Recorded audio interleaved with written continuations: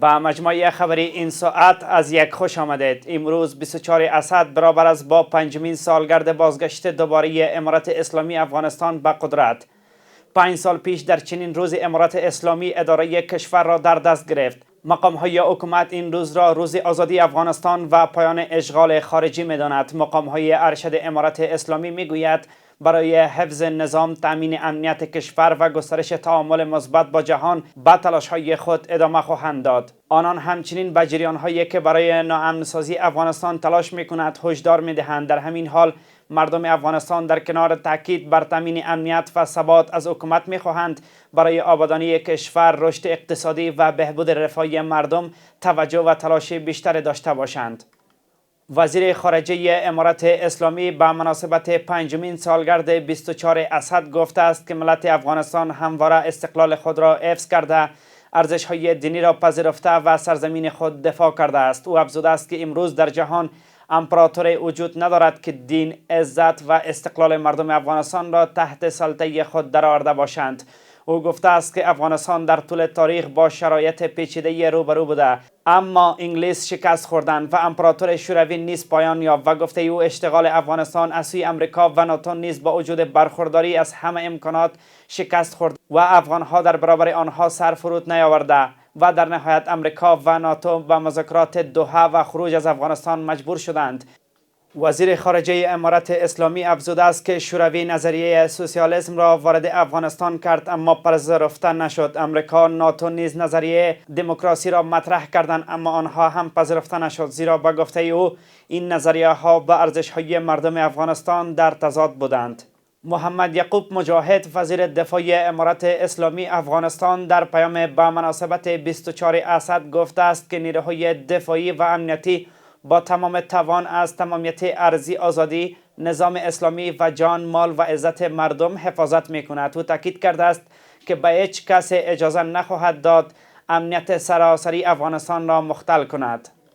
امروز 24 اسد سال 1405 هجری خورشیدی و برابر با پنجمین سالگرد حاکمیت دوباره امارت اسلامی در سراسر افغانستان است. امروز دقیقاً 5 سال پیش البته افغانستان به صورت کامل توسط نیروهای امارت اسلامی گرفته شد و حاکمیت دوباره امارت اسلامی آغاز شد.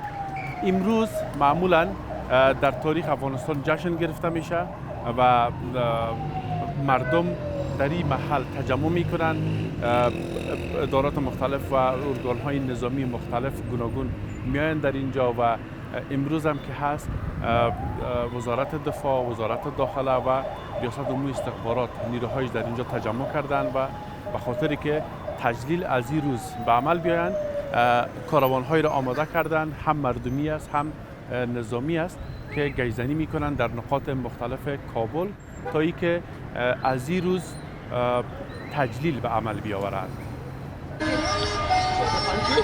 به مناسبت 24 اسد و 5 سالگی به حاکمیت رسیدن دیگر باره امارت اسلامی در افغانستان، شهر کابل با پرچم‌ها و شعارها آراسته شده و مردم دسته دسته در گوشه و کنار شهر گشتزنی می‌کنند. شهروندانی که از ولایت‌های گوناگون برای تجلیل این روز به کابل آمدند، ابراز خرسندی کرده و 24 اسد را در تاریخ کشور از روزهای تکرار نشدنی می‌شمارند.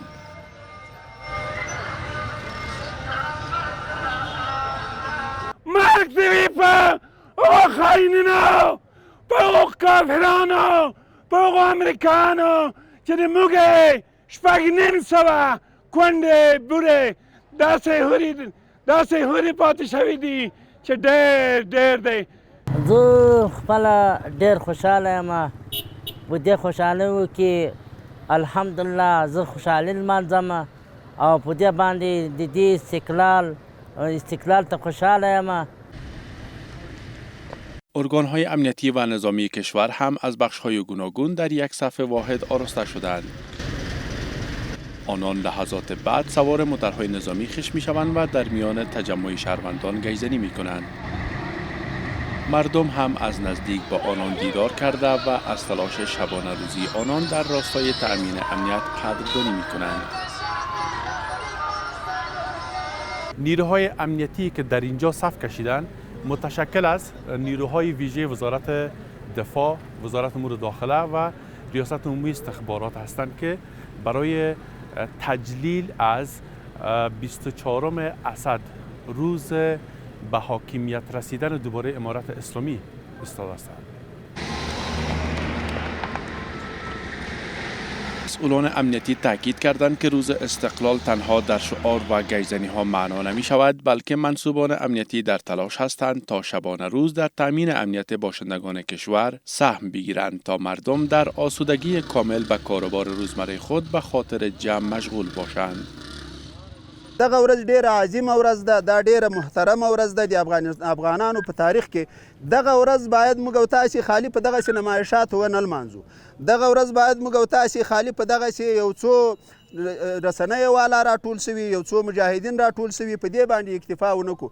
موږ او تاسې د نن ورځ کې داسې شکرګزاري باید وکړو لکه د موږ او د تاسې درې ګونې امنیتي ارګانونه چې په سرحداتو کې پراته دي، د دې ملت لپاره په امنیت، په پوستو کې، په قرولو کې، په دغو کې پراته دي، تر څو پورې دغه ملت په عموم کې ټول وخت خدا ورځ په چا باندې ولمانځي، ښه په ارامه باندې ولمانځي. در همین حال وزارت دفاع امارات اسلامی در برنامه جداگانه در نقاط گوناگون شهر کابل با استفاده از چرخبال‌ها و از هوا بر شهروندان گلفشانی کردند و این روز را گرامی داشته و تبریک گفتند. حمدالله فطرت، معاون سخنگوی امارات اسلامی، هنگام قرائت پیام امارات اسلامی به مناسبت 5مین سالگرد 24 اسد گفت افغان‌ها خواهان زندگی در امنیت هستند و امارات اسلامی به هیچ کس اجازه نمی‌دهد از خاک افغانستان علیه کشور دیگر استفاده شود. این بود خبرهای این ساعت. از یک وقت بر همه خوش. الا نگهدار.